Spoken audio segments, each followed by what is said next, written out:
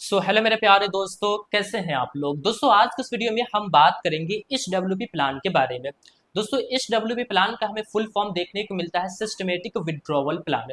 इसके बीच में हमें विड्रॉवल का एक शब्द देखने को मिलता है, यानी कि ये अगर आप प्लान को लेते हैं, म्यूचुअल फंड में आप पैसे को इन्वेस्टमेंट करके अगर आप HWP प्लान को लेते हैं तो ये प्लान आपको ये फैसिलिटी देती है कि आप यहाँ से अपने फंड के अंदर से पैसे को विड्रॉवल कर पाएंगे। एक सिस्टम के तहत पैसे आपके बैंक अकाउंट में आते रहेंगे, चाहे आप उस पैसे को मंथली विड्रॉवल कीजिए या फिर 3 महीने में विड्रॉवल कीजिए या फिर 6 महीने में या फिर साल भर में, ये सभी ऑप्शन आपको देखने को मिलता है। लेकिन ज्यादातर लोग जो है वो हर महीने पैसे विड्रॉवल करना पसंद करते हैं। तो आज के इस वीडियो में मैं जो बात करूंगा, हमारा टॉपिक रहने वाला है विड्रॉवल, कि HWP प्लान से हमें कितना पैसा विड्रॉवल करना चाहिए जिससे हमारा अमाउंट कभी खत्म ना हो। यानी कि अगर हमारे म्यूचुअल फंड पोर्टफोलियो के अंदर में 10 लाख रुपए है तो कितना पैसा हम विड्रॉवल करें जिससे हमें अच्छा खासा विड्रॉवल भी देखने को मिले और हमारा पैसा कभी खत्म भी ना हो। यानी कि जब तक हम रहे तब तक हमें पैसा यहाँ से मिलता रहे। 10 साल की बात करें, 20 साल की बात करें, 50 साल की बात करें या फिर 100 साल की बात करें, जब तक आप रहिए तब तक आपका पैसा खत्म ना हो। तो आज के इस वीडियो में मैं आपको एक ऐसा फॉर्मूला बताने वाला हूँ जिस फॉर्मूले को आप अपने HWP प्लान में यूज करते हैं तो आपको काफी अच्छा परफॉर्मेंस देखने को मिलेगा, कभी आपका पैसा खत्म नहीं होगा। तो चलिए बिना देरी किए हुए आज के इस वीडियो को हम शुरू करते हैं। दोस्तों वीडियो में आप नए हैं तो हमारे इस वीडियो को लाइक कीजिए और हमारे इस चैनल को वारिस ऑफ फाइनेंस को सब्सक्राइब कीजिए फाइनेंस से जुड़ी सभी वीडियोस को देखने के लिए। चलिए बिना देर किए वीडियो को हम शुरू करते हैं।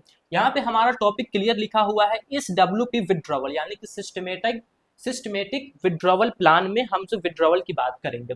यहाँ पे ना मैं आपको एक फॉर्मूला बताने वाला हूँ, ठीक है, विड्रॉवल का। यहाँ पे हमने विड्रॉवल लिखा है। अब मैं आपके सामने एक ऐसा फॉर्मूला बताने वाला हूँ जिससे आपको काफी बेनिफिट्स मिलेगा। ऐसा फॉर्मूला आज तक आपको कोई नहीं बताया होगा।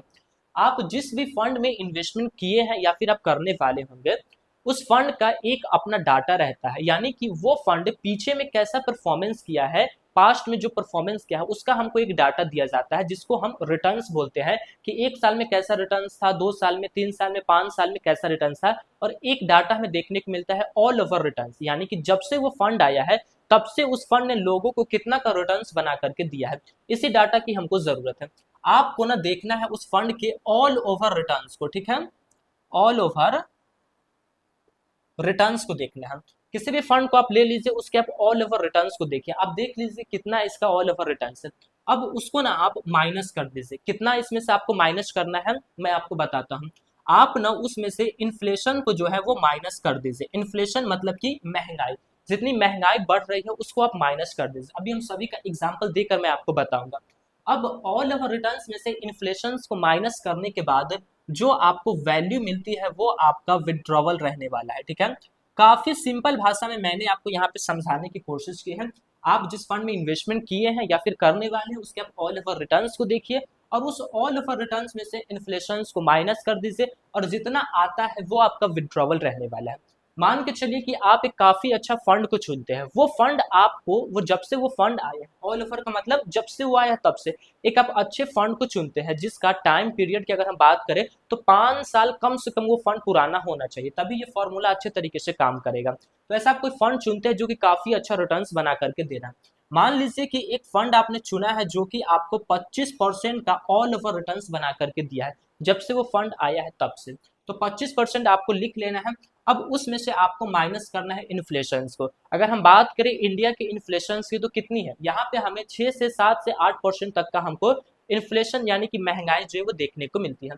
तो आप एक बीच का यानी कि 7% बीच का हुआ, तो आप ना 7% इन्फ्लेशन को लेके चलिए।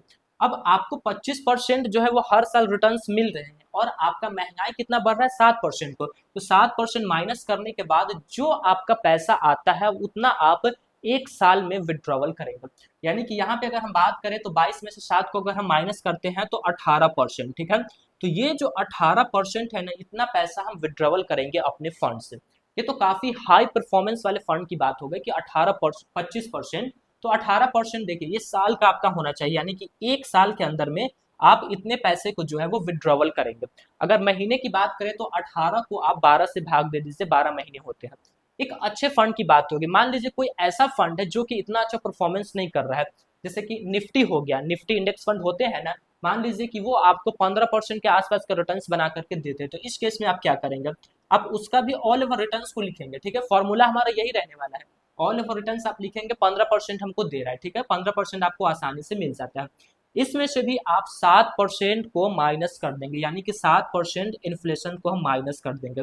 अब जो भी हमें बचता है उतना पैसा हम साल का विड्रॉवल करेंगे, यानी कि इसमें से अगर हम माइनस करते हैं तो यहाँ पे हमको 8% देखने को मिलता है, तो 8% हमारे साल का विड्रॉवल होगा।